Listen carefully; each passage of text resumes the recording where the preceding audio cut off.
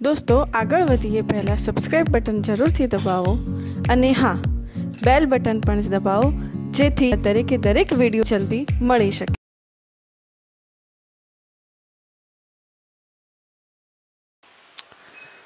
जो आज टॉपिक है डायइलेक्ट्रिक धरावतु कैपेसिटर। આપણે અત્યાર સુધી કોમ્બિનેશન ઓફ કેપેસિટર લીધો।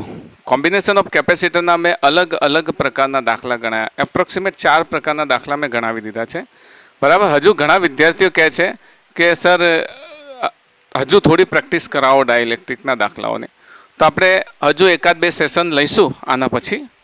આ ડાયઇલેક્ટ્રિક અને એક બીજો ટોપિક પતે ને એટલે છેલ્લે એક સેશન લઈશું, એમાં બહુ વિશિષ્ટ દાખલાઓ લઈશું કેપેસિટરના। तो आज जो आप टॉपिक है डायइलेक्ट्रिक धरावतु कैपेसिटर।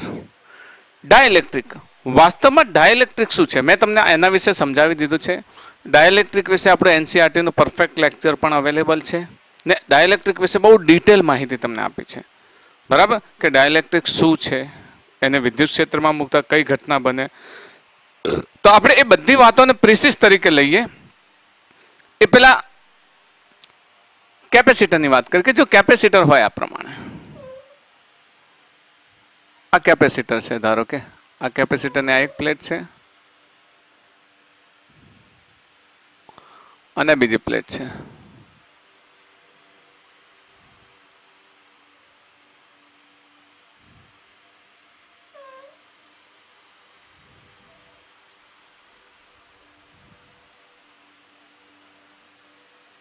बीजी प्लेट है। હવે એક પ્લેટ પોઝિટિવલી ચાર્જ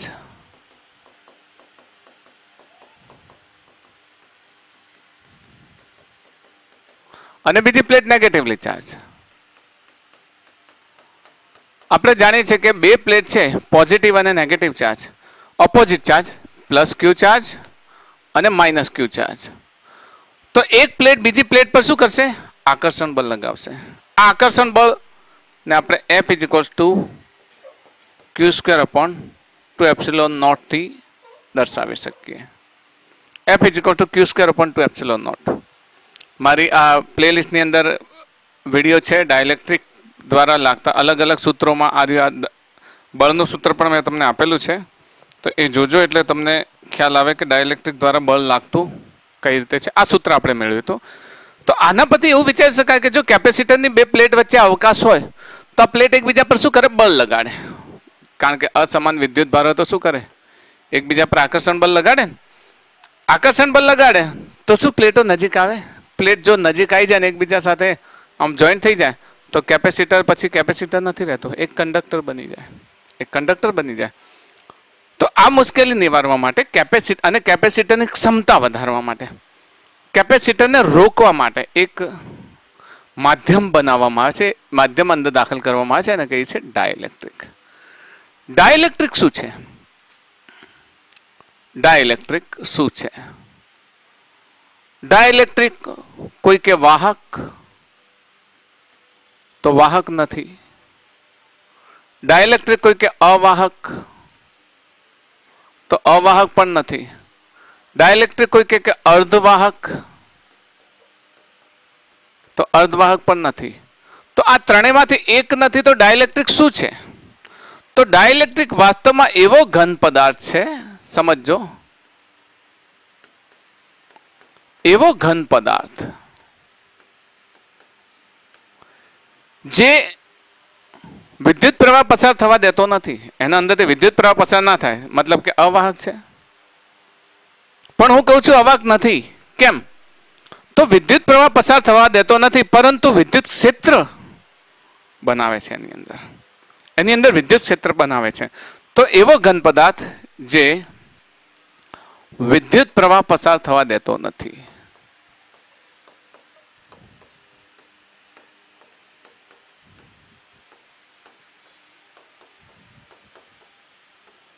नथी परंतु तेनी अंदर विद्युत क्षेत्रનું निर्माण करे छे।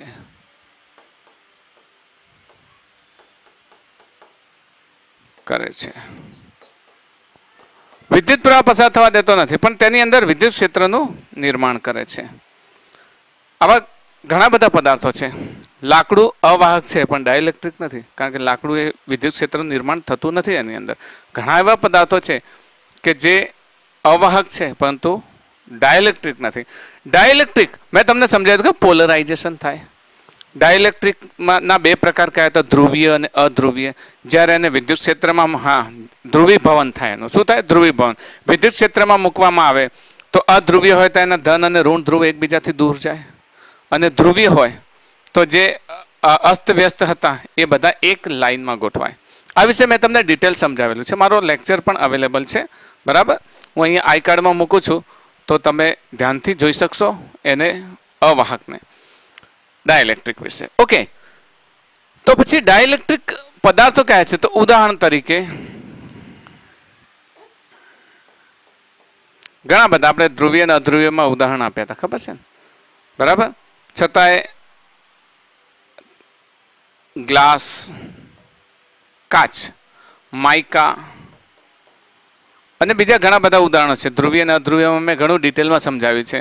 તો આ ડાયઇલેક્ટ્રિક છે. ડાયઇલેક્ટ્રિકથી ફાયદો શું થશે? શું કહો છો? હા, માઇકા એટલે એક પ્રકારનો એવો પદાર્થ છે. માઇકા એ મિશ્રિત પદાર્થ છે.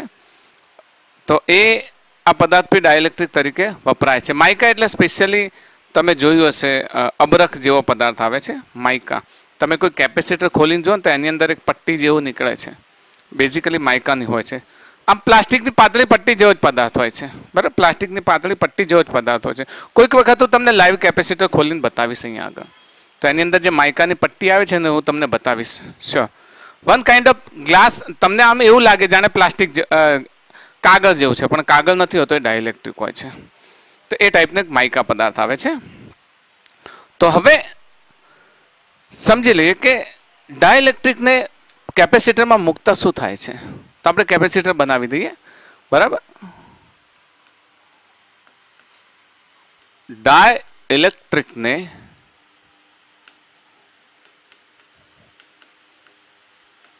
કેપેસિટરની બે પ્લેટ વચ્ચે મૂકતા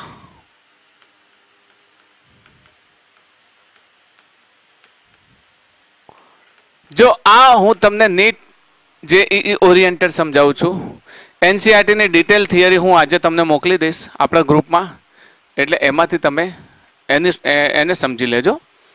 તો ડાયઇલેક્ટ્રિક, જ્યાર સુધી કોઈ ડાયઇલેક્ટ્રિક ન હોય પદાર્થ કેપેસિટરમાં, આપણે એક કામ કરીએ ને, સિંગલ પ્લેટ જ બનાવીએ ને, સિંગલ પ્લેટ બનાવીએ, બરાબર. આ રીતે સિંગલ પ્લેટ જ બનાવીએ. આ એક પ્લેટ, આ બીજી પ્લેટ, આ પ્રમાણે પ્લેટ બનાવે. ઓકે, તો આ પોઝિટિવ ચાર્જ છે બધો, પોઝિટિવ. આ નેગેટિવ ચાર્જ છે. તો પોઝિટિવ થી નેગેટિવ તરફ ઇલેક્ટ્રિક ફિલ્ડ બને છે, ક્રિએટ થાય છે. that is E. તો આવા સમય તમે જ્યારે કેપેસિટરની વાત કરો તો C બરાબર શું થશે? ડાયઇલેક્ટ્રિકની ગેરહાજરીમાં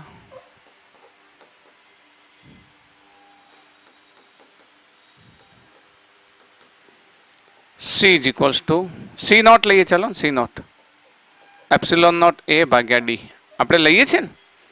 સમાંતર પ્લેટ કેપેસિટરનું સૂત્ર ભણી ગયા છે ને, બરાબર. પણ ધારો કે એની અંદર આપણે ડાયઇલેક્ટ્રિક દાખલ કરીએ છીએ, કોઈ ફરી બનાવી દઈએ.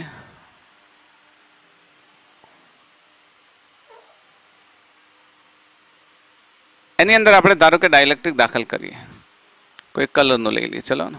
હા, ડાયઇલેક્ટ્રિક દાખલ કરીએ છીએ. હવે ડાયઇલેક્ટ્રિક કેવી રીતે દાખલ કરીએ ખબર છે? કટ ટુ કટ એના આ પ્લેટથી આ પ્લેટ સુધી પરફેક્ટલી સ્પર્શ થાય એવું, આ રીતે.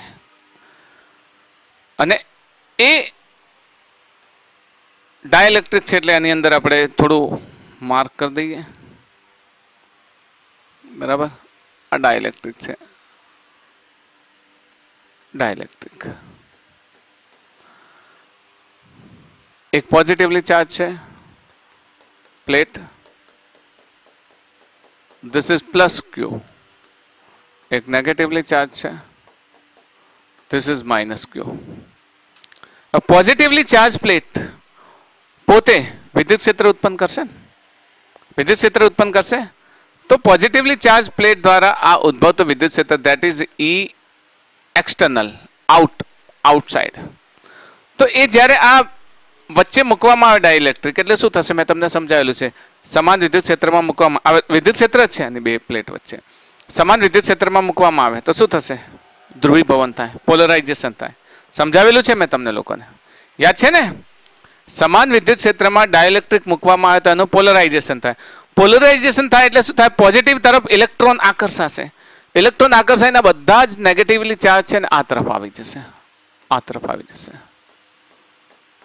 અને એની આ તરફ બધા શું થઈ જશે, પોઝિટિવ ચાર્જ. ઇલેક્ટ્રોન આવી ગયા એટલે આ પોઝિટિવ ચાર્જ કેવા થઈ ગયા, ખુલ્લા થઈ ગયા.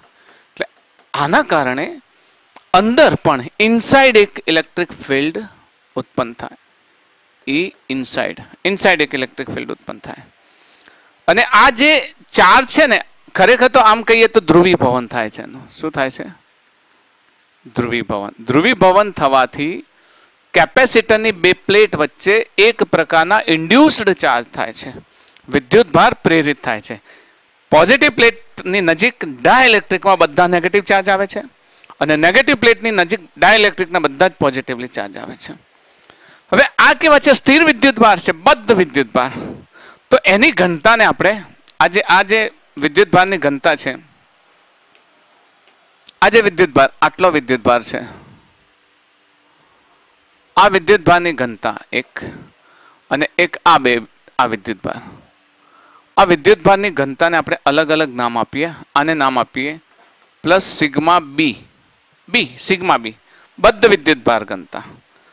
અને આને કહીશું માઇનસ સિગ્મા બી. આવું કેટલીક બુકમાં તમે વાંચો તો ઇન્ડ્યુસ્ડ ચાર્જ માટે કદાચ સિગ્મા આઈ લખેલું હોય એવું બને, બરાબર. કેટલીક બુકમાં શું લખેલું હોય, સિગ્મા આઈ ઇન્ડ્યુસ્ડ, સિગ્મા આઈ ઇન્ડ્યુસ્ડ. વાત તો એક જ છે ને, જે ઇન્ડ્યુસ્ડ એટલે જે પ્રેરિત થયેલા હોય વીજભાર. આ કેવા થયેલા હોય, પ્રેરિત વીજભાર ઘનતા. ઓકે, તો આ જે પ્રેરિત થયેલો વીજભાર હોય એ કેટલો, એના કારણે વિદ્યુત ક્ષેત્ર ઉત્પન્ન થાય EI.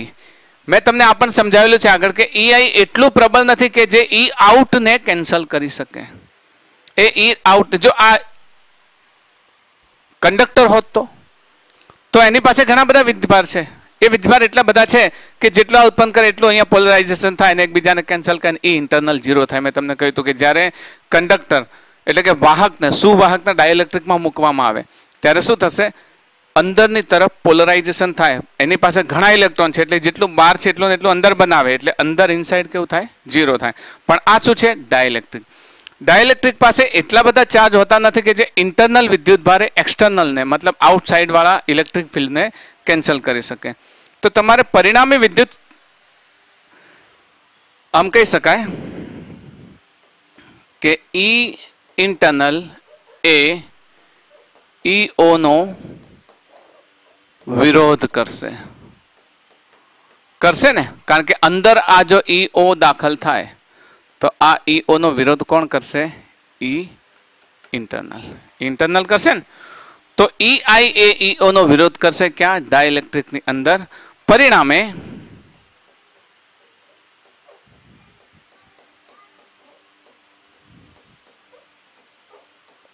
ડાઇલેક્ટ્રિકમાં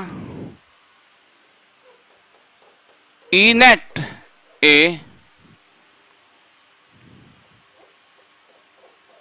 E net is equals to EO minus EI તરીકે થશે. કારણ કે EO વધારે છે, મોટું છે ને, આઉટસાઇડ વાળું કેવું છે, મોટું છે ને ઇનસાઇડ વાળું કેવું છે, નાનું છે.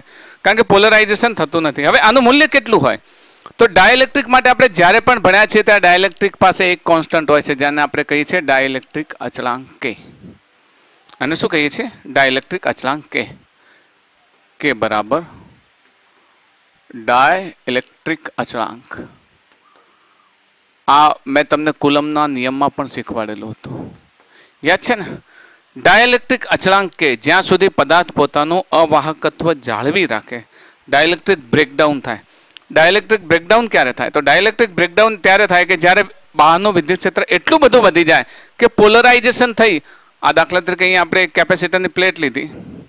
આ positive positive positive positive positive છે, આ નેગેટિવ નેગેટિવ નેગેટિવ નેગેટિવ છે. એની અંદર તમે ડાયલેક્ટ્રિક ભર્યું. ડાયલેક્ટ્રિક ભર્યું એની અંદર રહેલું જે છે એ પોલરાઇઝેશન થાય તો એક નેગેટિવ ને પોઝિટિવ. નેગેટિવ આ તરફ આવશે, પોઝિટિવ આ તરફ આવશે. એટલું બધું વિદ્યુત ક્ષેત્ર બની જાય કે એનો આ અણુ જ તૂટી જાય. અણુ શું થાય? તૂટી જાય. અણુ તૂટી જાય એટલે પછી ડાયઇલેક્ટ્રિક બ્રેકડાઉન થઈ જાય. શું થઈ જાય? બ્રેકડાઉન. જેનો ડાયઇલેક્ટ્રિક અચળાંક ઊંચો હોય એનું ડાયઇલેક્ટ્રિક બ્રેકડાઉન જલ્દી થતું નથી. જેનો ડાયઇલેક્ટ્રિક અચળાંક ઊંચો ન હોય એનું ડાયઇલેક્ટ્રિક બ્રેકડાઉન જલ્દી થાય. એટલે ઊંચો ડાયઇલેક્ટ્રિક અચળાંક ધરાવતું એની અંદર આ મૂકવામાં આવે જેથી આ ડાયઇલેક્ટ્રિક એનો ગુણધર્મ જાળવી રાખે. ડાયઇલેક્ટ્રિક દાખલ કરવાથી શું થશે? તો હવે આ વિદ્યુત ક્ષેત્ર કેટલું થશે? તો આ વિદ્યુત ક્ષેત્ર કેમાં ભાગનું થશે. ઈ નેટ કેટલું થશે? કેમાં ભાગનું. કે જેટલો ડાયઇલેક્ટ્રિક અચળાંક દાખલ કરતા, કારણ કે કુલમના નિયમમાં બળ પણ કેમાં ભાગનું થતું હતું, યાદ છે? યાદ છે? Fm = F0/K. આપણે છેલ્લું પરિણામ લીધું હતું, યાદ છે? બળ પણ કેમાં ભાગનું થતું હતું. તો અહીંયા આગળ ડાયઇલેક્ટ્રિક અચળાંકના કારણે વિદ્યુત ક્ષેત્ર પણ કેવું થશે? કેમાં ભાગનું થશે. પરિણામી વિદ્યુત ક્ષેત્ર કેટલું થશે? કેમાં ભાગનું થશે. યાદ રાખજો. તો આ ઈ નેટ નું મૂલ્ય, આ ઈ નેટ નું મૂલ્ય કેટલું થશે? E0/K, જે કેમાં ભાગનું થાય. કેમાં ભાગનું થાય. ઓકે, જે E0 માં ભાગનું થાય એટલે કેમાં ભાગનું થાય. E0/K માં ભાગનું થાય. એનો અર્થ કે E0/K = E outside - E inside. આવું લખી શકાય. પહેલો ગુણધર્મ, ડાયઇલેક્ટ્રિક દાખલ કરતા વિદ્યુત ક્ષેત્રમાં ઘટાડો થાય. વિદ્યુત ક્ષેત્રમાં શું થાય? ઘટાડો. પહેલી વાર્તા પૂરી થઈ ગઈ. ડાયઇલેક્ટ્રિક દાખલ કરવામાં આવે, ડાયઇલેક્ટ્રિક દાખલ કરવામાં આવે તો E0 માંથી કેટલું થઈ જાય? E0/K થઈ જાય. ઓકે, આ બે પ્લેટ વચ્ચે વિદ્યુત ડાયઇલેક્ટ્રિક મૂકવામાં આવે તો શું થાય? હવે વોલ્ટેજ પર શી અસર થાય? વોલ્ટેજ વિશે તમે જાણો છો ને, વોલ્ટેજ પર શી અસર થાય? તો વોલ્ટેજને આપણે આ રીતે લઈએ. વોલ્ટેજ બરાબર શું થશે? V = ED. આપણે વધારે આને ડિટેલમાં નથી જવું. વોલ્ટેજ પર થતી અસર. કેપેસિટરની બે પ્લેટ છે. બે પ્લેટ વચ્ચે વિદ્યુત સ્થિતિમાન એક V હોય, આનો વિદ્યુત સ્થિતિમાન આનો 0 હોય તો ટોટલ વિદ્યુત સ્થિતિમાન કેટલું થાય? V થાય. PD કેટલું થાય? V - 0, ડેલ્ટા V, V થાય. તો V બરાબર આપણે જાણીએ છીએ, V બરાબર E0D. V બરાબર કેટલું થાય? આપણે V0 લઈએ. કેમ આવું લીધું? તો ડાયઇલેક્ટ્રિકની ગેરહાજરીમાં, આ પરિસ્થિતિમાં આ V છે, આ 0 છે, એના વચ્ચે કોઈ પણ વિદ્યુત ક્ષેત્ર નથી અને આના વચ્ચેનું અંતર કેટલું છે? D છે. તો V = શું લખી શકાય? V0 = E0 × D. લખી શકાય કે નહીં? લખી શકાય. V બરાબર AD. તો ડાયઇલેક્ટ્રિકની ગેરહાજરીમાં પણ જેવું ડાયઇલેક્ટ્રિક દાખલ કરીએ,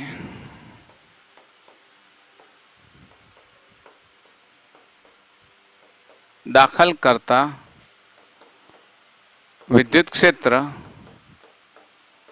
E નેટ મળે. તો એ વખતે વોલ્ટેજ V હોય તો V = E નેટ × D થાય ને. કારણ કે હવે બે મળે, એક E આઉટસાઇડ, E ઇનસાઇડ મળે.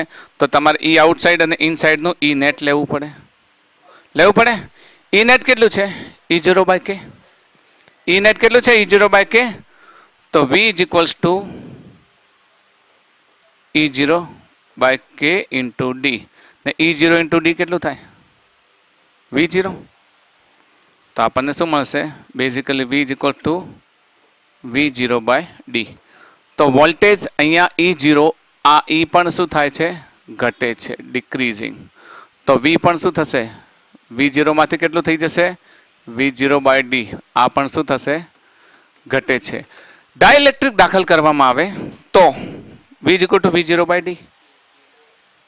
હા સોરી, V0/k આવશે. V0/k. Okay, V0/k. તેમાં ઘટાડો થાય છે. V0/k મતલબ કે ડાઇલેક્ટ્રિક દાખલ કરવામાં આવે તો એના વિદ્યુત ક્ષેત્રમાં ઘટાડો થાય, વોલ્ટેજમાં ઘટાડો થાય. બે વાત તો લઈ લીધી. હવે કેપેસિટરના કેપેસિટન્સમાં શું ફેરફાર થાય? આ બે ચર્ચા ખ્યાલ આવી ગયો.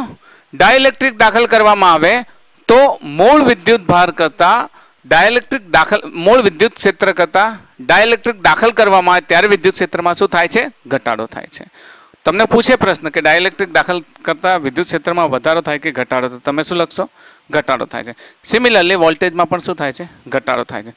હવે કેપેસિટન્સમાં શું ફેરફાર થાય? તો કેપેસિટન્સમાં ફેરફાર માટે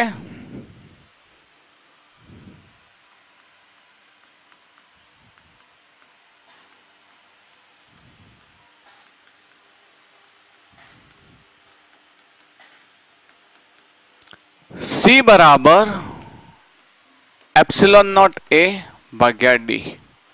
કોની અથવા હા, C0 = ε0A/d. આ ડાઇલેક્ટ્રિકની ગેરહાજરીમાં આપણે ભણી ગયા છીએ ને સમાંતર પ્લેટ માટે ડાઇલેક્ટ્રિકની ગેરહાજરીમાં. કોણ કોઈ અવાજ કરે છે? કોઈનો અવાજ આવે છે? અવાજ ના કરો.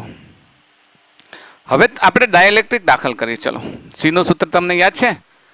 C0 = Q/V.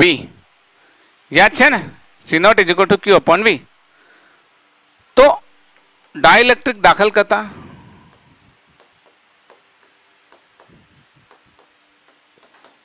કરતા V બરાબર શું થાય? V0/k થાય. આ ડાઇલેક્ટ્રિકની ગેરહાજરીમાં હતું, પણ ડાઇલેક્ટ્રિક દાખલ કરવામાં આવે ત્યારે જો C મળે તો C બરાબર શું થશે? Q/V. આ V0 છે, આ ડાઇલેક્ટ્રિક. પણ આ V ની જગ્યાએ હવે શું લખીએ? C = Q નીચે V0 દેખાય છે ને? V ની જગ્યાએ શું લખીએ? V0/k. V0 અને ઉપર આવી જાય k ને આનું મૂલ્ય શું છે? Q/V0 C0. તો C = C0k. મતલબ કેપેસિટરમાં શું થાય? k ગણો વધારો થાય. કેપેસિટન્સમાં k ગણો વધારો થાય. આપણે અહીંયા જો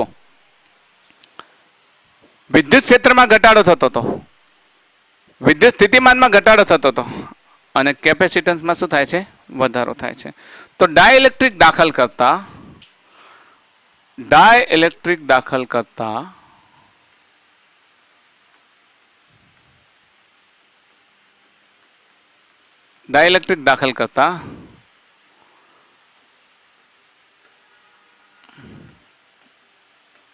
વિદ્યુત ક્ષેત્ર ઘટીને E0 માંથી કેટલું થાય? E0/k. ઓકે, આ પહેલો પોઈન્ટ. બીજો પોઈન્ટ, વિદ્યુત સ્થિતિમાન પોટેન્શિયલ ડિફરન્સ કેટલું ઘટશે? કેટલું થશે? V0 માંથી V0/k થાય. અને કેપેસિટન્સ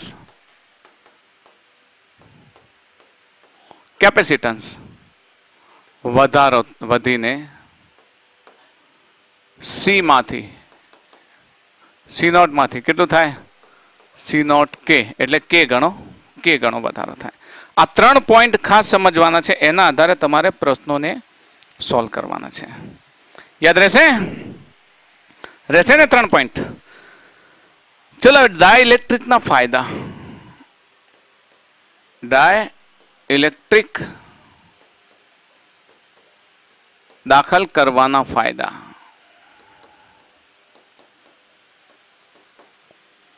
ડાઇલેક્ટ્રિક દાખલ કરવાના કેટલાક ફાયદા છે. શું છે? પહેલો પોઈન્ટ કે એનું કેપેસિટન્સ વધારી શકાય. બરાબર? પહેલા તો શરૂઆતની વાત કરીએ તો કેપેસિટરને એક સ્ટેબિલિટી આપે છે. કેપેસિટરની જે પ્લેટો સરકી શકતી હોય ને એના બદલે શું કરે છે? સ્ટેબિલિટી આપે છે.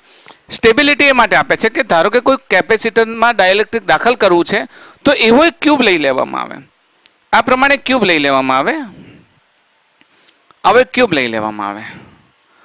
ક્યુબ લીધા પછી આ ડાઇલેક્ટ્રિકનો ક્યુબ લેવામાં આવે. ડાઇલેક્ટ્રિકનો ક્યુબ લીધા પછી એની એક પ્લેટ પર એક સ્તર ચડાવી નાખવામાં આવે. કેપેસિટરની પ્લેટનું સ્તર ચડાવી દેવામાં આવે આ પ્રમાણે. બરાબર. પછી બીજી તરફ પણ એ સ્તર ચડાવી દેવામાં આવે. હવે સ્તર ચડાવી દીધું એટલે એક સ્તર જ ચડાવી દીધું છે મેટલનું. મેટલનું સ્તર ચડાવી દીધું. હવે આ કેપેસિટર બની ગયું. તો આ કેપેસિટરની પ્લેટ હવે કેવી થઈ ગઈ? ફિક્સ થઈ ગઈ. ફિક્સ થઈ ગઈ. તો ફિક્સ થઈ ગઈ એટલે એ કેવું થઈ ગયું? સ્ટેબલ થઈ ગયું. તો કેપેસિટરને શું આપે છે? સ્ટેબિલિટી, સ્થિરતા, સ્થાયિત્વ આપે છે. કેપેસિટરમાં ડાઇલેક્ટ્રિક દાખલ કરતા કેપેસિટર કેવું બને છે? સ્થાયી બને છે. કેપેસિટરને સ્થાયિત્વ પ્રદાન કરે છે. જ્યારે પણ ડાઇલેક્ટ્રિક દાખલ કરવામાં આવે તો કેપેસિટરને સ્થાયિત્વ પ્રદાન કરે છે, સ્ટેબિલિટી આપવામાં આવે છે. બરાબર. પછી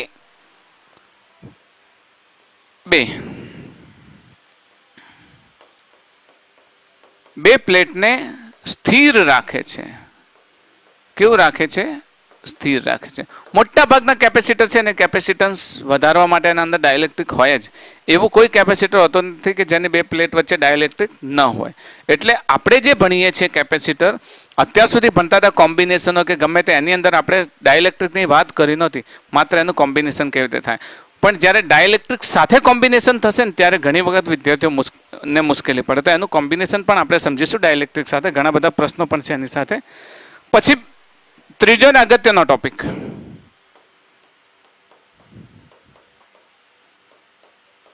કેપેસિટન્સમાં વધારો કરે છે. આ પોઈન્ટ હમણાં જ લખી દીધો કે કેપેસિટન્સ વધીને C0 માંથી શું થઈ જાય? C0 ઇન્ટુ K, એટલે K ગણું થઈ જાય.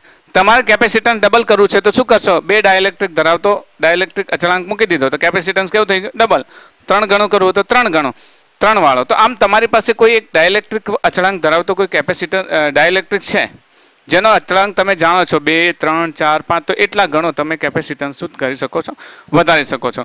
કેપેસિટન્સને વધારવા માટે બીજો ઉપાય હોય છે કે બીજું કેપેસિટર લગાવો, ત્રીજું કેપેસિટર લગાવો. તો અન્ય કેપેસિટર લગાવવાની જરૂર પડતી નથી. તમારે વચ્ચે ડાઇલેક્ટ્રિક એટલું અચળાંક દાખલ કરો એટલે એ કેપેસિટન્સ ઓટોમેટિક શું થાય છે? વધી જાય છે.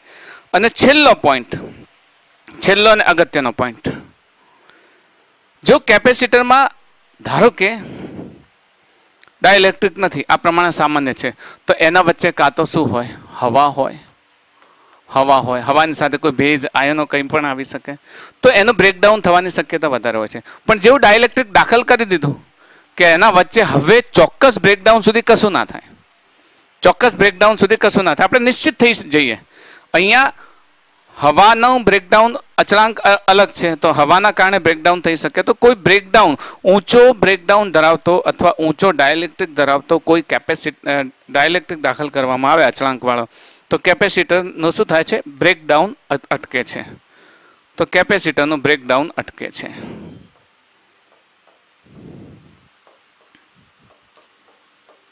બ્રેકડાઉન અટકે છે. આ ખાસ યાદ રાખજો. આ વસ્તુને કમ્પ્લીટલી યાદ રાખજો. તો આનાથી એ ફાયદા થશે તમારે કે તમે ડાઇલેક્ટ્રિક દાખલ કરતા શું થાય છે, E0 માં શું ફેરફાર થાય, V0 માં શું ફેરફાર થાય, E0 K જેટલો ઘટે છે, K માં ભાગનો ઘટે છે, V0 પણ K માં ભાગનો ઘટે છે, અને C0, હું C0 બોલું છું એનો અર્થ કે ડાઇલેક્ટ્રિક વગર C0 ને ડાઇલેક્ટ્રિક દાખલ કરો K વાળો ત્યારે એ K જેટલો વધે છે. બરાબર. તો આટલી વાતો તમે યાદ રાખો. હવે થોડીક અગત્યના ટોપિક્સ પણ એની સાથે સાથે લઈ લઈએ. એમાં એક અગત્યનો ટોપિક છે કે હા, મગજમાં એ પ્રશ્ન થાય કે સર તમે ડાઇલેક્ટ્રિક તો દાખલ કર્યું, પણ જો બે પ્લેટ વચ્ચે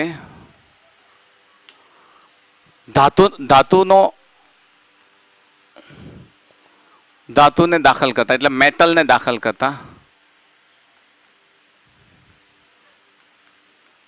કરતા તેનો કે શોધો, આવું પૂછી લે તમને. કે શોધવો છે મેટલને દાખલ કરતા, તો શું થશે? તો દાખલા તરીકે તમારી પાસે આ છે, એક કેપેસિટર છે, રાઈટ. પ્રશ્ન થાય ને કે ધાતુને દાખલ કરતા શું થાય? તો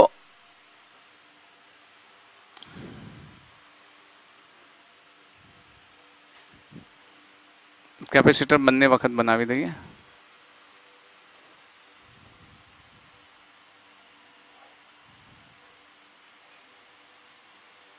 થોડું ધ્યાનથી ભણજો હો, કારણ કે એની અંદર બહુ અગત્યના કન્સેપ્ટ સમાયેલા છે. એટલે ધારો કે મેં મેટલ દાખલ કરી દીધી એમ સમજી લો.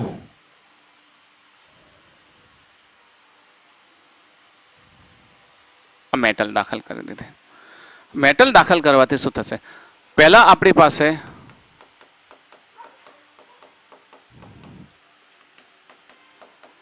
ડાયલેક્ટ્રિક હતું, એ વખતે અંદર ઈ કંઈક મળતું હતું, ઈ નોટ. કેટલું મળતું હતું? ઈ નોટ અપન કે. તો એ વખતે અહીંયા સી નોટ હતું. C not is equal to epsilon 0 a ભાગ્યા ડી હતું. ઓકે. પણ જ્યારે આની અંદર મેટલ દાખલ કરવામાં આવે તો મેટલ પાસે એટલા બધા ઇલેક્ટ્રોન છે, મેં હમણાં વાત કરી હતી, મેટલ પાસે એટલા બધા ઇલેક્ટ્રોન છે કે એ મેટલ એની અંદર અહીંયા નેગેટિવ એટલા બધા ચાર્જ આવી જાય, એટલા પોઝિટિવ ચાર્જ આવી જાય કે એની અંદર નેટ ઈ કેટલું થઈ જાય? 0 થઈ જાય. ઈ નેટ કેટલું થઈ જાય? 0 થઈ જાય. 0 થઈ જાય તો આપણે ઈ નેટ નું મૂલ્ય આપણને ખબર છે, E net is equals to E0 by K. E0 by કે, કે ને કરતા બનાવો, કે બરાબર E not upon E net. E net નું મૂલ્ય કેટલું છે? 0. કેમ ઈ નેટ 0 થાય એ મેં તમને સમજાવી દીધું છે કે મેટલ પાસે તો એટલા બધા ઇલેક્ટ્રોન છે કે એ એક તરફ પોઝિટિવ ને એક તરફ નેગેટિવ ચાર્જ એટલા ઉત્પન્ન કરે કે આઉટસાઇડ અને ઇનસાઇડ બંને સરખા થાય. મતલબ અહીંયા EO અને EI બંને સરખા થાય. તો ઈ નેટ ઇઝ ઇક્વલ્સ ટુ 0 મળે. મળે ને? કારણ કે EI is equals two EO. શું છે? બોલો બોલો. હા, ધાતુ, ધાતુ, વાહક. વાહક. 1 મિનિટ બાકી છે. ધાતુ એટલે કે વાહક.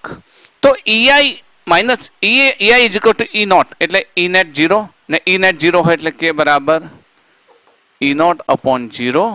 તો કે બરાબર શું થશે? ઇન્ફિનિટી. તો ધાતુ માટે કે નું મૂલ્ય કેટલું તમને પૂછે હો?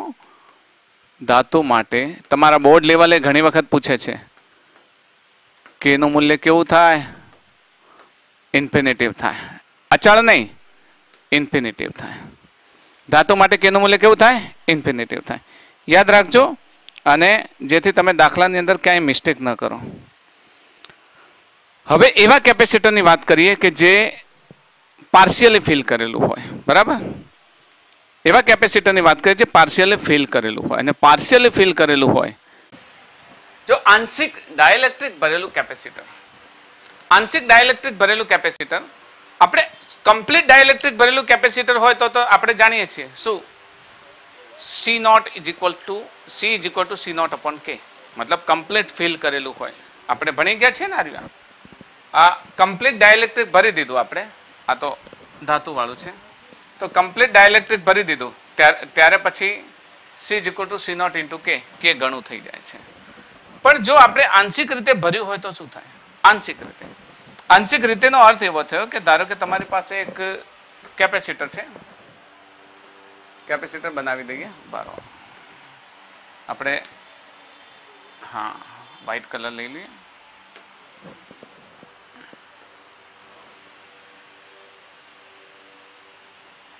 આ કેપેસિટર છે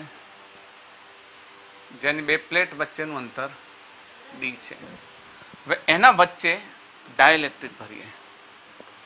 ડાઇલેક્ટ્રિક લઈ લઈએ. આટલું ડાઇલેક્ટ્રિક લઈ અને અહીંયા મૂકી દઈએ. જો અહીંયા પણ મૂકી શકો, અહીંયા પણ મૂકી શકો, અહીંયા પણ મૂકી શકો, ગમે ત્યાં મૂકી શકો. હું એક તરફ મૂકી રહ્યો છું, વચ્ચે પણ મૂકી શકાય, એટલે એ ચિંતા નહીં કરવાની કે સાહેબે અહીંયા મૂક્યું તો અહીંયા જ મુકાય, એવું નહીં. ગમે ત્યાં મૂકી શકાય. ચલો અહીંયા મૂકી દઈએ. ક્યારેક વચ્ચે પણ મૂકી શકાય. તો કેપેસિટરની બે પ્લેટ છે. એક પ્લેટ પોઝિટિવલી ચાર્જ ધરાવે છે, બીજી પ્લેટ નેગેટિવ ચાર્જ ધરાવે છે. કેપેસિટરની બે પ્લેટ વચ્ચે અવકાશ હોય ત્યાં વિદ્યુત ક્ષેત્ર E0 છે. કેટલું છે? E0. ને કેપેસિટરની અંદર જે ડાઇલેક્ટ્રિક ભરેલું છે, આ જે ડાઇલેક્ટ્રિક ભરેલું છે, તો એની અંદર એ ડાઇલેક્ટ્રિક અચળાંક એનો K છે. તો એનું વિદ્યુત ક્ષેત્ર E હોય તો E = એની અંદર E0/K થાય, ઘટાડો થાય. આપણે ભણી ગયા છીએ કેપેસિટરની પ્લેટની અંદર વિદ્યુત ક્ષેત્ર કેટલું, એટલે ડાઇલેક્ટ્રિકની અંદર પ્લેટની વચ્ચે જે T, આની લંબાઈ T લઈ લે. ચલો આ T છે,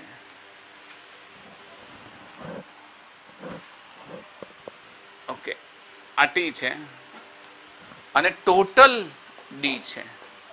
તો આટલું અંતર કેટલું થશે? D - T લઈ શકાય? લઈ શકાય કે નહીં? આ ટોટલ D છે ને આટલું T છે, તો આ ભાગ કેટલો રહે? હવા વાળો, અવકાશ વાળો. D - T લખી શકીએ. આ E0 છે ને આ છે E.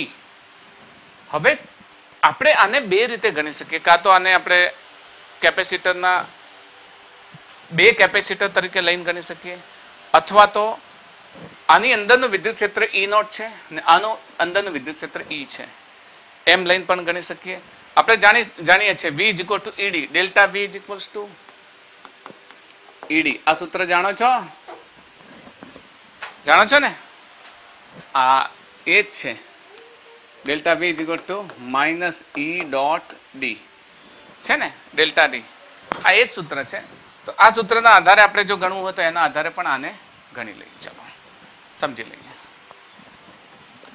જો કેપેસિટરની આ પ્લેટનું વિદ્યુત સ્થિતિમાન V છે અને આ પ્લેટનું વિદ્યુત સ્થિતિમાન 0 છે, તો ડેલ્ટા V શું લખી શકાય? V લખી શકાય? લખી શકાય. તો ડેલ્ટા V = ED. આપણું સૂત્ર છે delta V = ED. Delta V ની જગ્યાએ શું મૂકી દઈએ? V. આ ED એટલે આટલા વિસ્તારનું કેટલું છે? તો આટલા વિસ્તારમાં E0 છે. આટલા વિસ્તારનું કેટલું છે? આપણે પહેલા આટલા વિસ્તારનું લઈએ, E0, અને એની લંબાઈ કેટલી છે? D/2. તો જોજો, સમજજો, E0 × D/T થશે, પ્લસ આનું કેટલું છે? E, અને આની લંબાઈ કેટલી છે? T. E અને આની લંબાઈ કેટલી છે? T. હવે E0 D - T plus E ની જગ્યાએ E0/K લખી શકીએ. E0/K ને એને T. આ બધામાંથી શું કોમન નીકળે? E0 નીકાળી શકાય. તો V = E0 કોમન નીકાળો. તો અંદર શું રહેશે? D. ના નીકળે. ક્યાંથી નીકળે? આ બે બાદબાકી વાળું છે, નીકળે નહીં. આ માઇનસ વાળું પદ છે, T કોમન ના નીકળે. તો D - T plus T/K. This is V. Okay. તો V ને આપણે એક બોક્સમાં મૂકી દઈએ. ચલો હવે કેપેસિટન્સ C હોય તો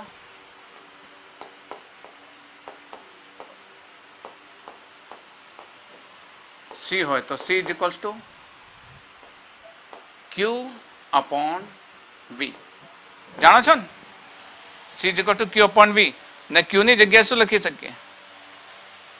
ε0 D લખી શકીએ, અથવા C' = C/K. હા, Q/V લખીએ. ચલો, ને Q = સિગ્મા × A લખી શકાય કેપેસિટરના કેપેસિટન્સ માટે.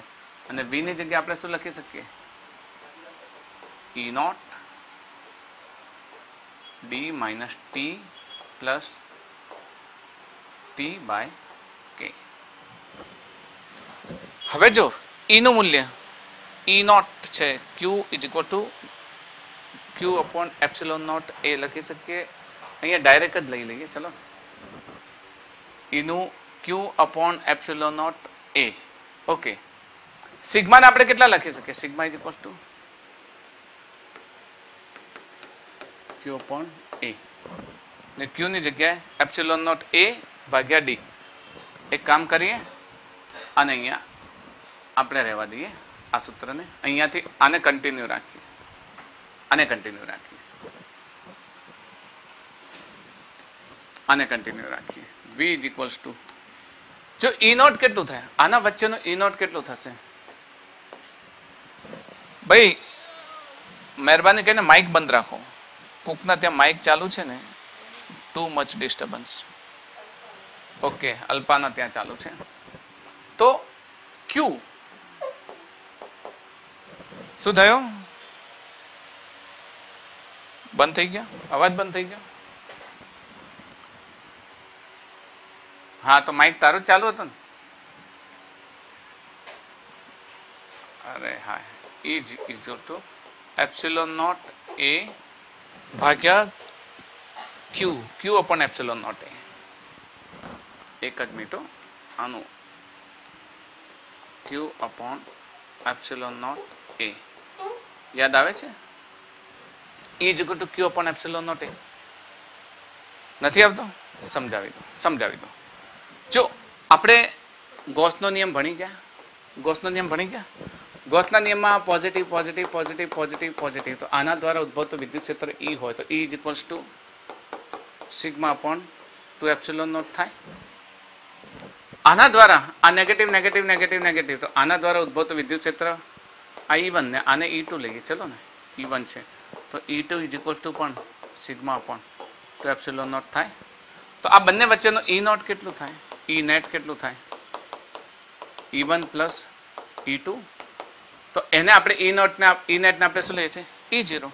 E1 plus E2 sigma 2 sigma upon 2 epsilon not, 2 cancel, સિગ્માની જગ્યાએ Q upon epsilon not A લખી શકાય. E not is equal to Q upon epsilon not A લખી શકાય કે ના લખી શકાય? લખી શકાય. આપણે ઓલરેડી ભણી ગયા છે સમાંતર પ્લેટ કેપેસિટરમાં. એટલે આ આખું બધું તમારે મનમાં રાખવાનું કે આ રીતે થાય છે. ઉદ્ભવતું વિદ્યુત ક્ષેત્ર Q અપોન એપ્સિલોન નોટ એ. એટલે આને આપણે હવે કાઢી દઈએ. કન્સેપ્ટ તમારો ક્લિયર થઈ ગયો છે, બરાબર? અને અહીંયા કન્ટિન્યુ રાખીએ. V is equals to Q upon epsilon not A, અને અંદર આવ્યું એ જ રાખીશું. કયું? D minus T plus T by K, અને રાખીશું. હવે આમાં અંદર મૂકી દઈએ, આની અંદર V ઇઝ ઇક્વલ ટુ શું થશે? C ઇઝ ઇક્વલ ટુ, આ એક સ્ટેપ થોડું કન્ટિન્યુ રાખવાનું હતું, આને હવે બોક્સમાં રાખીએ, આને અહીંયા મૂકીએ. ચલો, C is equals to Q એમને એમ રાખીએ અપોન V. હવે છેદ હોય તો આને ઉલટું કરીને મૂકી શકાય. છેદ હોય તો ગુણાકારમાં આને ઉલટું કરીને મૂકી શકાય. તો નીચે Q છે ને ઉપર આના ઉપર શું આવી જશે? એપ્સિલોન નોટ એ, અને નીચે શું આવશે? D minus T plus T upon k. Q cancel, તો C નું મૂલ્ય ફાઇનલી કેટલું આવશે? એપ્સિલોન નોટ એ ભાગ્યા D minus T plus D by T. This is final formula. તમને હવે કોઈ ડાઇલેક્ટ્રિક આપી દીધું છે ટી લંબાઈનું, અને તમને કહ્યું છે કે કેપેસિટન્સ શોધો, તો તમારે હવે આ સીધો આ ફોર્મ્યુલાનો ઉપયોગ કરશો એટલે તમે આરામથી મેળવી શકશો. ઓકે, તો આ ફોર્મ્યુલાને હેશટેગ કઈ નોંધ કરી લેજો. શું કે કેપેસિટરની બે પ્લેટ વચ્ચે જો ટી જાડાઈનું ડાઇલેક્ટ્રિક અને ટી જાડાઈ અને કે ડાઇલેક્ટ્રિક અચળાંક ધરાવતું જો કોઈ ડાઇલેક્ટ્રિક મૂકવામાં આવે તો તેનું capacitance C is equals to કેટલું થાય? Epsilon not A. યાદ રાખજો, અહીંયા આગળ શું લખશો? D minus T plus D by sorry અહીંયા ટી બાય કે આવશે. અહીંયા શું થશે? T by K, D minus T upon T by K. ને આને યાદ રાખજો, આપણે દાખલાની અંદર ઉપયોગ કરીશું. આવો દાખલો ક્યાં શીખ્યા હતા? યાદ છે તમને? કુલમના નિયમમાં બળ વખતે મેં મૂક્યું હતું, ખબર? વચ્ચે ડાઇલેક્ટ્રિક મૂક્યો તો ટી જાડાઈનો, તો એ વખતે આ નીચે વર્ગ હતો, તમને યાદ હોય તો. તમે જોજો મેં તમને ગણાય છે આપણી ડીપીપીમાં લગભગ બીજો કે ત્રીજા નંબરનો દાખલો જ છે આ રહ્યો ફર્સ્ટ ચેપ્ટરમાં. તો એ વખતે આ સૂત્ર તો અહીંયા મેં તમને સાબિત કરીને આપ્યું છે કે જેથી તમને પ્રશ્ન ના થાય કે વારંવાર સૂત્ર સાહેબ કઈ રીતે આપે છે. ખ્યાલ આવી ગયો કમ્પ્લીટ? ખ્યાલ આવી ગયો ને? હવે બધા કે સર હજુ આમાં મુશ્કેલી પડે તો આપણે આને બીજી રીતે પણ કરી શકીએ. બીજી રીતે પણ કરી શકીએ. તો બીજી મેથડમાં શું હોય છે સમજાવી દઉં તમને. આપણું કેપેસિટર પેલી રીતે દોરાશે. આપણું કેપેસિટર આ રહ્યું.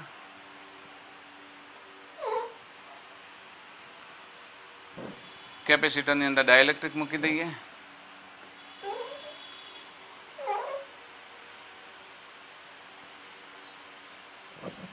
ઓકે, એ જ આપણું આ ડી જાડાઈ, આ ટી, આ થશે ડી માઇનસ ટી. હવે આપણે શું કરીએ? આ પોઝિટિવ ગણી લઈએ. આ positive positive positive positive positive positive positive ને આને નેગેટિવ ગણી લઈએ.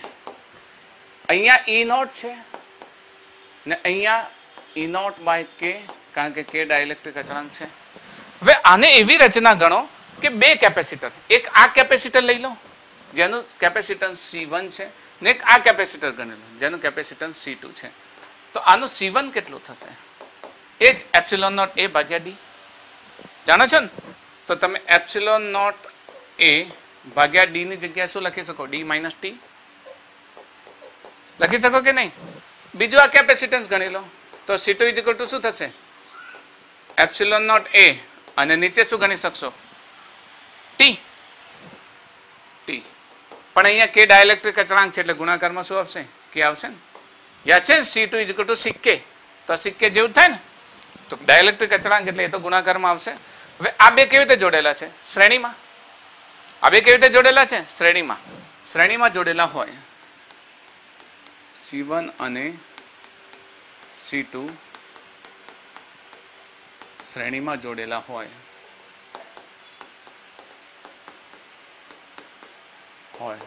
તો ચલો C net શું થાય?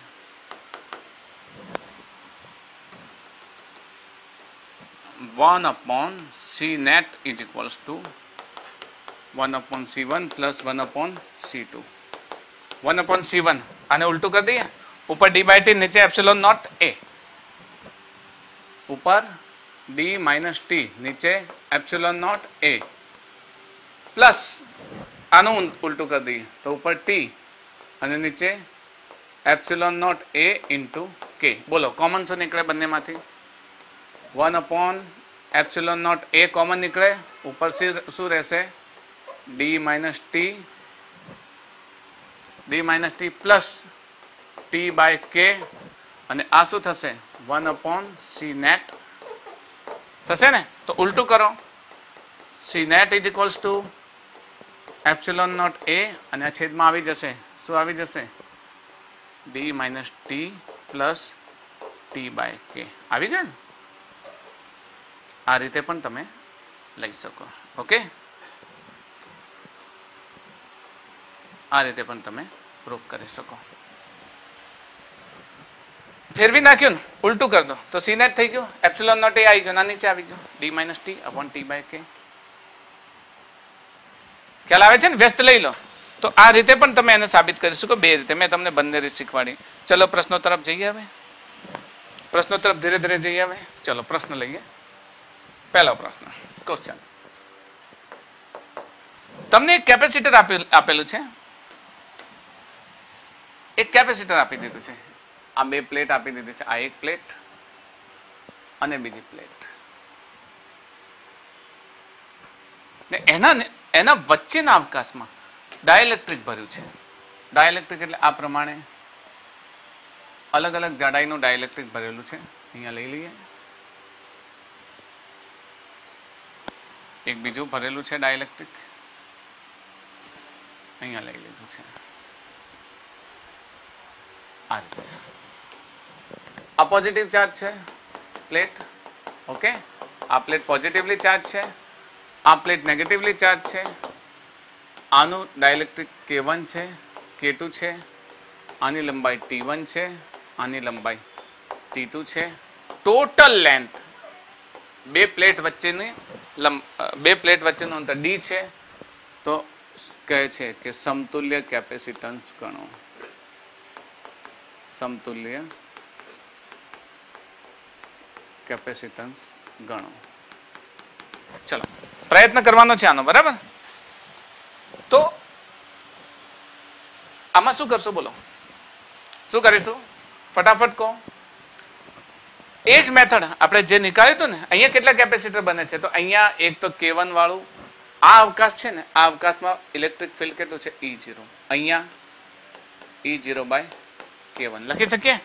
અહીંયા ફરી છે E0, અહીંયા ફરી E0 બાય K2, અહીંયા ફરી E0.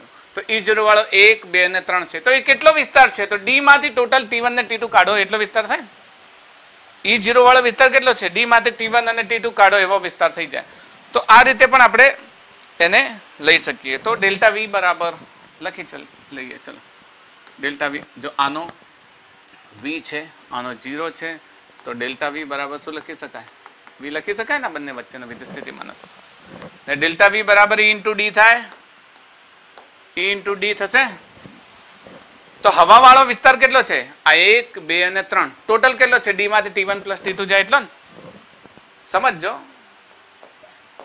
હવા વાળો વિસ્તાર, હવા વાળો એટલે જ્યાં ડાઇલેક્ટ્રિક નથી, એ કેટલો થાય? D minus T1 plus T2 વાળો વિસ્તાર. ઓકે, ને ડાઇલેક્ટ્રિક વાળો વિસ્તાર કેટલો થાય? T1 વાળો અને બીજો T2 વાળો. બે વિસ્તાર થાય છે. તો આપણી પાસે મતલબ 3 પોઈન્ટ આવી ગયા. ચલો પહેલો પોઈન્ટ, પહેલો E0 હશે, તો એનો વિસ્તાર કેટલો? આપણે E0 હશે તો એનો વિસ્તાર કેટલો? D minus T1 plus T2. That's finish. હવા વાળા વિસ્તાર માટેનું પતી ગયું. હવે ડાઇલેક્ટ્રિક વાળો, તો પહેલો ડાઇલેક્ટ્રિક વાળો કેટલો છે? E0 upon K1 અને એનો વિસ્તાર કેટલો છે? T1 થશે. દેખાય છે? E0 upon K1 એનો વિસ્તાર કેટલો? T1. બીજો કેટલો છે? પ્લસ E0 upon K2 ને વિસ્તાર T2. શું કોમન નીકળે બધામાંથી? બોલો ફટાફટ બોલો. શું કોમન નીકળશે બધામાંથી? E0 કોમન નીકળશે. હા, તો E0 કોમન નીકાળ દઈએ. E0 તો અહીંયા શું રહેશે? D minus T1 plus T2 plus T1 upon K1 plus T2 upon K2 and this is completely finished. Delta V E ની જગ્યાએ શું લખીશું? હમણાં મેં શીખવાડ્યું હતું. E ની જગ્યાએ શું લખીશું? Q upon epsilon naught A. યાદ છે ને? Q upon epsilon naught A યાદ છે? હમણાં શીખવાડ્યું હતું બે પ્લેટ વચ્ચેના વિસ્તારમાં. અને અહીંયા શું થશે? D minus T1 plus T2 plus T1 upon K1 plus T2 upon K2. બસ આ તો V છે. આને આપણે V લખી શકીએ ને? તો V છે આપણો. હવે બોલો, C is equals to Q upon V. Q cancel થઈ જશે. ઓકે, Q કેન્સલ થઈ જશે. તો શું થશે? એપ્સિલોન નોટ A અને છેદમાં આ આવશે. જો એક જનરલ કેસ બનાવવા જઈ રહ્યો છું. T1 plus T2 plus T1 upon K1 plus T2 upon K2 and this block is over. This is C. આ સમતુલ્ય કેપેસિટન્સ મળ્યું.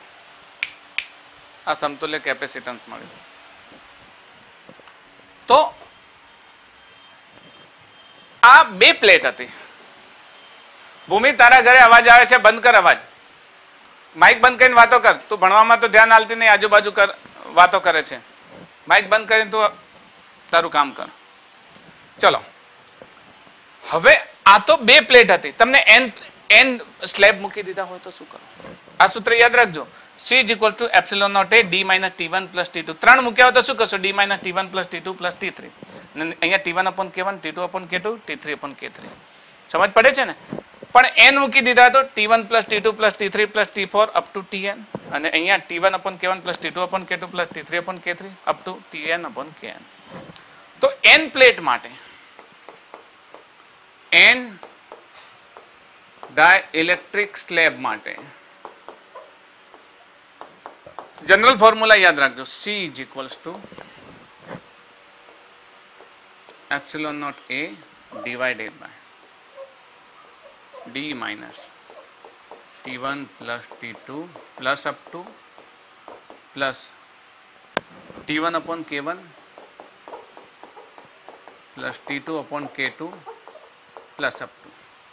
તો આપણો થઈ ગયો general formula. Okay, this is our general formula. General formula એ માટે સમજાવું છું કે તમને જ્યારે આપેલા હશે ને ડાઇલેક્ટ્રિક ત્યારે ખબર પડશે. ખ્યાલ આવી ગયો? ક્લિયર? હવે એક બીજો પ્રશ્ન તમારા મનમાં બી થતો હશે કે સર મેટલ પ્લેટ અને ડાઇલેક્ટ્રિક બંને હોય ત્યારે કેપેસિટન્સ શું થાય? સમજો પ્રશ્ન આવો છે કે તમને એક કેપેસિટર આપી દીધેલું છે. કેપેસિટર આપી દીધેલું છે. આ એક કેપેસિટરની પ્લેટ, બીજી કેપેસિટરની પ્લેટ, બરાબર, અને એની વચ્ચે અવકાશમાં તમને ડાઇલેક્ટ્રિક આપી દીધું છે.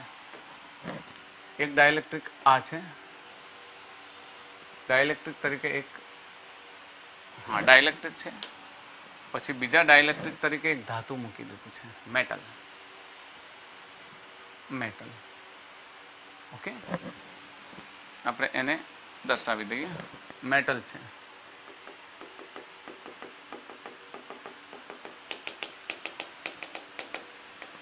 આ શું છે? ધાતુ છે.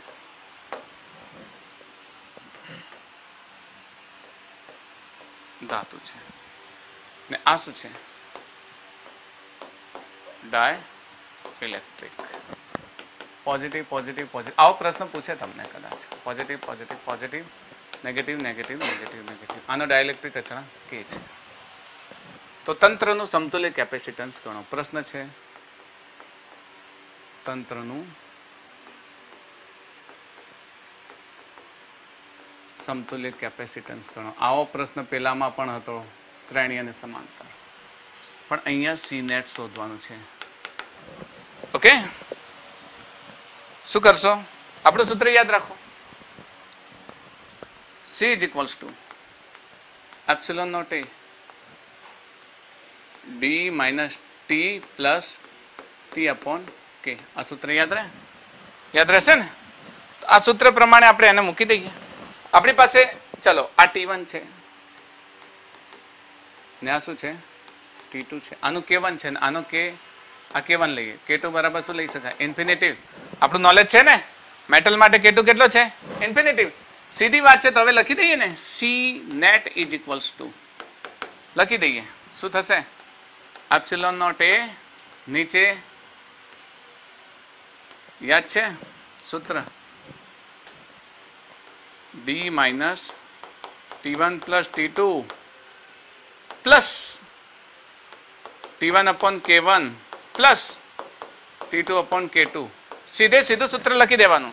હવે સૂત્રમાં ફક્ત K ની કિંમતો મૂકી દો. K ની કિંમતો મૂકી દો. ચલો, K1 કેટલું છે? K1. અને K2 કેટલું છે? ઇન્ફિનિટી. બસ. તો C net = ε0A ગભરાયા વગર d minus.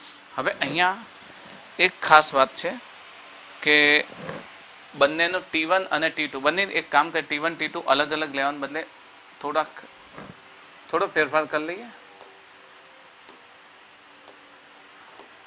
અહીંયા y લઈ લો બંનેનું તો ચાલે ને? ઓકે, તો T1 ની જગ્યા શું લખીશું?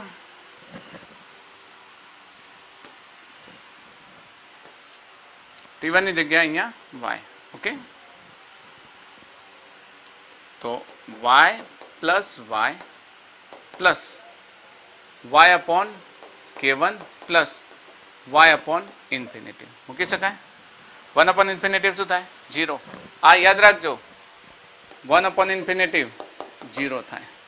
તો y/ઇન્ફિનિટી પણ શું થશે? 0 થાય. કારણ કે y ઇન્ટુ 1/∞ થઈ ગયું એટલે આ શું થઈ જશે 0 થશે. તો આ પદ કેવું થઈ જશે તમારું આ પદ કેવું થઈ જશે 0 ને આ પદ 0 થઈ જાય તો પછી આપણે શું લખી શકીએ ε0 a નીચે d - 2y plus y/k1. This is our final answer. તમને ઓપ્શનમાં આપી દીધેલા હશે અથવા તો વેલ્યુઝ આપેલી હોય y ની વેલ્યુ આપી દીધી હોય 10 સેન્ટીમીટર કે એ પ્રમાણે આપી k નું મૂલ્ય આપી દીધું હોય તો તમે કરી શકો. બરાબર ટોટલ આપી દીધું છે. હું તમને જનરલ ફોર્મ્યુલા બતાવું છું, બાકી બધું તમે આરામથી ગણી શકશો. ઓકે, તો આઈ થિંક ડાઇલેક્ટ્રિક વાળી વાતોમાં આ બધું તમારે જનરલ ફોર્મ્યુલા છે. હવે એક બીજું પણ વસ્તુ પૂછે છે, એ પૂછે છે ગ્રાફ આલેખ. કયા E વિરુદ્ધ x અને v વિરુદ્ધ x ના આલેખો. યાદ રાખો, E વિરુદ્ધ x મતલબ વિદ્યુત ક્ષેત્ર વિરુદ્ધ અંતર અને v વિરુદ્ધ x ના આલેખો જરૂરી બી છે. E વિરુદ્ધ x અને v વિરુદ્ધ x ના આલેખો સમજીએ છીએ તો એની અંદર આપણને એટલી ખબર હોવી જોઈએ કે જો ડાઇલેક્ટ્રિકની ગેરહાજરી છે તો કેટલું હશે E0 અને ડાઇલેક્ટ્રિક આવવાથી શું થાય છે તો કે E0/k ની રીતે ઘટાડો થાય છે. E0/k અચલ રહે છે, ડાઇલેક્ટ્રિકની ગેરહાજરીમાં E0 અચલ રહે છે. અને v કેટલું છે, v માં આ શું થાય છે ઘટે છે, ઓફકોર્સ ઘટે છે, શ્યોર. અને v ની બાબતમાં v0 છે શરૂઆતમાં, પણ ડાઇલેક્ટ્રિક આવવાથી કેટલું થાય છે V0/k આ પણ ઘટે છે. આ ઘટાડામાં ફરક છે એ ગ્રાફમાં તમને ઓટોમેટિક ખબર પડી જશે. આ ઘટાડામાં અને આ ઘટાડામાં ફરક છે કારણ કે આની અંદર વિના સૂત્રમાં સ્થાનાંતરનું સૂત્ર આવે છે, એટલે જ્યારે ગ્રાફ સમજશો એટલે ઓટોમેટિક તમને ખ્યાલ આવી જશે કે ઘટાડો કઈ રીતે થાય છે. આ ઘટાડો કેવો થાય છે 10 છે, 10 માંથી સીધો 20 થઈ ગયું, 10 માંથી સીધો 5 થઈ ગયું, 5 માંથી સીધો 0 થઈ ગયું, 0 માંથી -5 થઈ ગયું. એમ ઘટાડો એ પ્રમાણે થાય છે. જ્યારે પેલામાં v માં ઘટાડો કેવો થશે આ પ્રમાણે થશે. એ આપણે આલેખ દ્વારા સમજીએ તો પ્રશ્ન લઈ લઈએ કે v વિરુદ્ધ E ના અને E વિરુદ્ધ v નો આલેખ દોરો. તમને એક કેપેસિટર આપી દીધેલું હોય આ પ્રમાણે અને એનો આલેખ દોરવાનું કહ્યું હોય તો શું કરશું? થોડુંક ધ્યાન રાખજો, આ બાબતો ધ્યાન રાખજો, કારણ કે આના આધારિત ઘણા બધા પ્રશ્નો અને ઘણી બધી બાબતો પૂછે છે ને આ તમારે શું છે NCERT ના સિલેબસમાં છે નહીં, એટલે થોડુંક ધ્યાનથી સમજજો દરેક વસ્તુ. આજે તમે સારી બુક્સ હાથમાં લો ને તો એની અંદર આ પ્રમાણે પ્રોબ્લેમ્સ ક્રિએટ કરેલા હોય છે અને એ પ્રોબ્લેમ્સનું તમારે સમાધાન શોધવું પડશે. ચલો ડાઇલેક્ટ્રિક મૂકી દઈએ, આની અંદર કોઈક બનાવી દઈએ, ડાઇલેક્ટ્રિક બનાવી દઈએ. ઓકે, એક ડાઇલેક્ટ્રિક બનાવી દઈએ, તેનો ડાઇલેક્ટ્રિક અચળાંક k છે. ઓકે, અલગ અલગ નામ આપી દઈએ, d અહીંયા નામ આપી દઉં અને વચ્ચોવચ લઈ લઉં અને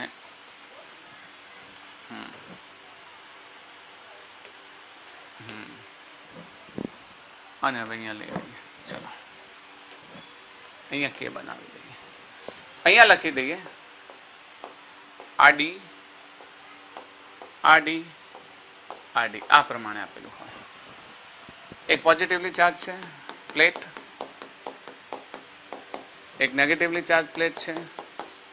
તમે જાણો છો આના વચ્ચે વિદ્યુત ક્ષેત્ર કેટલું હશે, અહીંયા અવકાશમાં વિદ્યુત ક્ષેત્ર કેટલું હશે E0 હશે. આના અવકાશમાં વિદ્યુત ક્ષેત્રમાં શું થશે E0/k ઘટાડો થાય. અહીંયા ફરી પાછું કેટલું થઈ જશે E0 થાય. તો E વિરુદ્ધ x નો આલેખ દોરવો છે, તો E વિરુદ્ધ x નો આલેખ દોરવો છે તો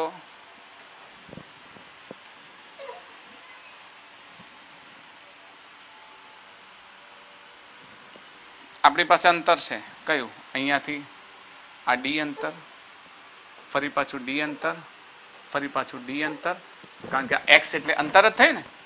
તો x અહીંયા E લઈએ તો E તરીકે આપણે શું મેક્સિમમ વેલ્યુ કેટલી લીધી E0 લીધી. શરૂઆતમાં જો આટલા વિસ્તારમાં d વિસ્તારમાં E0 છે, E0 અહીંયા આપણે લઈ લીધું, આટલું E0, આ E0 ની વેલ્યુ. ઓકે, આટલું E0 ની વેલ્યુ. હવે જેવું ડાઇલેક્ટ્રિક આવ્યું, જો અહીંયાથી ડાઇલેક્ટ્રિક આવ્યો તો ઈ નોટમાં શું થયો? ઘટાડો થયો. કેટલો? કેમાં ભાગનો. હવે કેમાં ભાગનો અહીંયા જો તમે ઈ નોટ લીધું છે તો એ ઘટાડાને તમે આ રીતે દર્શાવી શકો, આ રીતે દર્શાવી શકો. બરાબર, હું એનો કલર એ સેમ લઈ લઉં. એ ઘટાડાને તમે આ રીતે દર્શાવી શકો કે આ રીતે ઘટ્યું. અને જેવું ડાઇલેક્ટ્રિકનો જો એક વિભાગ પતી ગયો ડી વિભાગ, હવે બીજા ડી વિભાગમાં આવો છો તો શું છે એની અંદર? આ એક ડી વિભાગનો આપણે મૂકી દીધું, બીજા ડી વિભાગમાં આવો છો તો એની અંદર શું છે? ઈ નોટ બાય કે. તો આ થઈ જશે ઈ નોટ બાય કે, ઈ નોટ બાય કે. ક્યાં સુધી? ડી સુધી રહેશે. પછી ફરી આવ્યા તો ફરી વધી ગયો. કેટલું થઈ ગયું? ઈ નોટ જેટલું થયું. તો ફરી વધી ગયું એટલે આના જેટલું જ થઈ ગયું. તો અહીંયા ફરી પાછો ઈ નોટ જેટલું થઈ ગયું. તો એને આપણે ફરી આ પ્રમાણે કરી શકીએ. ઓકે, તો આ થઈ ગયું ઈ નોટ. ઈ નોટ સમજ પડે છે ને? તો ઈ નોટ ઘટાડો થયો કેટલો? અહીંયાથી આટલા સુધી ઈ નોટ બાય કે જેટલો, અને ફરી પાછા આવ્યા તો ઈ નોટ જેટલો વધારો થઈ ગયો. તમને ગ્રાફ દોરવાનું કે આ ગ્રાફ કેવો છે તો ઈ નોટ બાય કે નો આવો ગ્રાફ આવે. હવે એની અંદર ફરી વી વર્સિસ એક્સ નો આલેખ કહે છે. તો વી વર્સિસ એક્સ નો આલેખ એમાં ને એમાં બનાવી દઈએ બાજુમાં જ નવો. વી વર્સિસ એક્સ ના આલેખમાં આ વાય અને એક્સ પહેલો હોય વાય એક્સ પર છે તો વાય એક્સ પર આપણે શું લઈ લઈએ? વી. એક્સ અક્ષ પર શું લઈ લઈએ? એક્સ. ઓકે, તો મેક્સિમમ વેલ્યુ વી નોટ નું અહીંયા લઈએ. વી નોટ નું અહીંયા જુઓ, મેં તમને કહ્યું હતું કે જો વી નોટ હોય તો અહીંયા તો વી નોટ રહેશે, પણ અહીંયા શું થાય છે? ઘટે છે. ઘટે છે કેટલું? વી નોટ બાય કે. એના જેમ જ વી નોટ બાય કે ઘટે છે. પણ આ ઘટાડો કેવો થાય છે અહીંયા સમજો. આમાં અને આ આલેખમાં થોડોક ફરક છે. આપણે ફરીથી 3 લાઈન બનાવી દઈએ, ડી વાળી લાઈન બનાવી દઈએ. ચલો આ રીતે ડી વાળી લાઈન બનાવી દઈએ એટલે સરસ રીતે તમે સમજી શકો. આ 1 2 કોનો અવાજ આવે છે? 2 અને 3 ડી વાળું. ચલો જો વી છે, વી નોટ માંથી ઘટે, અહીંયા શું થશે? ઘટશે. જેમ જેમ અંતર વધશે એમ શું થશે? વિદ્યુત ક્ષેત્ર હિસાબે ડી વધે એમ આ ઘટે. ઘટાડો આ પ્રમાણે થશે. સોરી, ઝડપી ઘટાડો થશે. ઝડપી ઘટાડો થશે. ઓકે, પણ જેવું વી નોટ બાય કે આવે કે આ ઘટાડો, આ અહીંયાથી અહીંયા સુધીનો ઘટાડો કેટલો થયો? વી નોટ બાય કે. પણ જેવું ડાઇલેક્ટ્રિક માધ્યમમાં પહેલો ડી પતી ગયો, ખ્યાલ આવે છે ને? આ પહેલા ડી માટે વી નોટ છે, એ વી નોટ ઘટે છે. પણ જ્યાં બીજામાં આવો એટલે કેવો થશે? ઘટાડો ઓછો થઈ જાય. આ આલેખ આવો આવશે, આ ઘટાડો ઓછો થઈ જાય. એટલે આ ઘટાડો શું થઈ ગયો? ઓછો થઈ ગયો. કારણ કે વી નોટ બાય કે છે ને, ઘટશે ખરી પણ ડાઇલેક્ટ્રિકમાં ઘટાડો કેવો થઈ જાય છે? ઓછો થઈ જાય છે. અને હજુ ત્રીજો વિભાગ આવે છે તો એમાં એના જેવો જ ઘટાડો થાય, એના જેવો જ ઘટાડો. તો this is D, this is D. ઈમાં કેવો હતો આલેખ? સીધો ઘટતો, સીધો ઘટતો હતો ને. આમાં આમ ઘટાડો થાય છે. ડાઇલેક્ટ્રિક આવે એટલે સ્લોપ કેવો થઈ જાય? ઓછો. બરાબર. અને વળી પાછો સ્લોપ કેવો થઈ જાય? વધારે. તો ઈ વર્સિસ એક્સ નો આલેખ અને વી વર્સિસ એક્સ નો આલેખ હું તમને હોમવર્કમાં આપું છું. એક હોમવર્કમાં આપી દો, એક આલેખ બનાવશો ને તમે લોકો? બરાબર. હા, હોમવર્કમાં આપી દો, આલેખ બનાવશો. મેટલ હોય તો શું કરશો? મેટલમાં ઈ નોટ શું થઈ જાય? 0 થઈ જાય. તો હું તમને મેટલ વાળું એક આપી દઉં, પ્રશ્ન મેટલ વાળું આપી દઉં. જો આ પ્રમાણે છે, પ્રશ્ન પણ આપી દઉં અને તમારે એનો જવાબ પણ લાવી દેવાનો. આ 1, આ 2, અહીંયા આગળ એક ડાઇલેક્ટ્રિક આ મૂક્યો અને એક ડાઇલેક્ટ્રિક આ પ્રમાણે મૂક્યો છે. આને થોડું ખસાડી દઉં, અંતર કેવા થઈ જાય? સરખા થઈ જાય. ઓકે, આડી આડી આડી આડી આડી. 1 વિભાગ, 2 વિભાગ, 3 વિભાગ, 4 વિભાગ, 5 વિભાગ. તમારે આલેખ દોરવાનો છે. હવે અહીંયા આગળ આને હું કહું ડાય ઇલેક્ટ્રિક. જેનો ડાઇલેક્ટ્રિક અચળાંક કેટલો છે કે positive positive positive positive positive positive positive positive તમારે બનાવીને મને મોકલવાનો છે. આ જે છે આ મેટલ છે, આ ધાતુ છે, ઓકે, આ નેગેટિવલી ચાર્જ છે, આ નેગેટિવલી ચાર્જ છે. અહીંયાનો ઈ નોટ છે, પછી બનાવી દેજો ઈ નોટ બાય કે બધું તમે જાણો. તમારે ઈ વર્સસ એક્સ અને વી વર્સસ એક્સ ના આલેખ દોરો. આલેખ દોરો. ઓકે ઓકે, તો ઈ વર્સસ એક્સ અને વી વર્સસ એક્સ ના આલેખ દોરો. તો આ જે આલેખ દોરવાનો છે, આ આલેખની અંદર તમને ખબર હોવી જોઈએ કે ઈ નોટ અને આ ઈ નોટ છે, આ કે છે અને અહીંયા ઈ નોટ. તમે જાણો છો કે આ ઈ નોટ છે, ઈ નોટ માંથી અહીંયા આવશો તો શું થશે? ઈ નોટ બાય કે થશે ને. પહેલા ડી વિભાગમાં શું છે? ઈ નોટ. બીજા ડી વિભાગમાં શું છે? ઈ નોટ બાય કે. ત્રીજા ડી વિભાગમાં શું થશે? ફરી પાછું ઈ નોટ જ થઈ જશે. ચોથા ડી વિભાગમાં શું થશે? ઈ નોટ ઇઝ ઇક્વલ ટુ 0. શું થઈ જશે? 0. ને પાંચમા ડી વિભાગમાં શું થશે? ઈ નોટ. તો વી વર્સસ એક્સ, પહેલા ઈ વર્સસ એક્સ ના ગ્રાફમાં પહેલો ઈ નોટ બાય કે ઘટશે, ફરી પાછું ઈ નોટ આવશે, એકદમ 0 જતો રહેશે અને ફરી પાછું ઈ નોટ આવશે. ગ્રાફ બનાવી શકશો? વી માં શું થશે? પહેલા ઘટાડો થશે, ઘટાડો ઓછો થશે, ફરી વધારે ઘટાડો થશે ને, પછી 0 થઈ જશે અને વળી પાછો ઘટાડો. અહીંયા વી અચલ રહેશે, અહીંયા વી કેવો રહે? અચલ રહેશે. એટલે ઈ નો જે ગ્રાફ હતો ને એવો સમજો. આ વી વાળા ગ્રાફમાં શું થાય છે? આ 4 એ 4 ડી છે ને, આ પહેલા ડી માં ઘટે કારણ કે આ વિભાગ છે, વધારે ઘટે. બીજા ડી માં ઓછું ઘટે, બરાબર, થોડુંક સ્લોપ વધારે બને. પહેલા ડી માં વધારે ઘટે, બીજા ડી માં ઓછું ઘટે, દેખાય છે. ત્રીજા ડી માં ફરી વધારે ઘટે, ચોથા ડી માં અચળ રહે, પાંચમા ડી માં વધારે ઘટે. ગ્રાફ અચળ ક્યારે રહે? મેટલની અંદર બી અચળ રહે, કારણ કે ઈ 0 હોય. ઈ 0 હોય તો પછી વિદ્યુત સ્થિતિમાન કેવું રહે? અચળ રહે. જ્યાં કોઈ વિદ્યુત ક્ષેત્ર ન હોય ત્યાં વિદ્યુત સ્થિતિમાન કેવું હોય? અચળ હોય. તો આના ગ્રાફ તમે બનાવી શકશો? તો આનો ગ્રાફ બનાવી અને વ્યવસ્થિત રીતે અભ્યાસ કરશો. ઓકે, તો આજનું મારું લેક્ચર આપણે અહીંયા જ પૂરું કરીએ છીએ. Good bye.